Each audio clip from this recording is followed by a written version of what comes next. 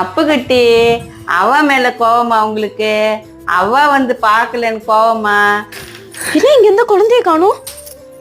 இனிமேல் அடிக்கடிக்கு வரண்டி தாங்க பையா.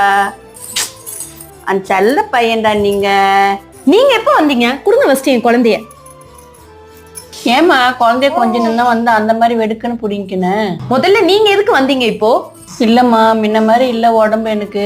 உங்க கூடயே வந்து இருந்துடுறம்மா பிள்ளைங்கள பார்த்துக்கிட்டு. என்ன உடம்பு முடியல அதனால இங்க வந்து இருக்கணுமா? நாங்க கல்யாணம் ஆகி வந்து புதுசுல வீட்டு வாசல்ல வந்து நின்னதுக்கு நீங்க எப்படி எங்க 2 பேரையும் அடிச்சு துரத்துனீங்க.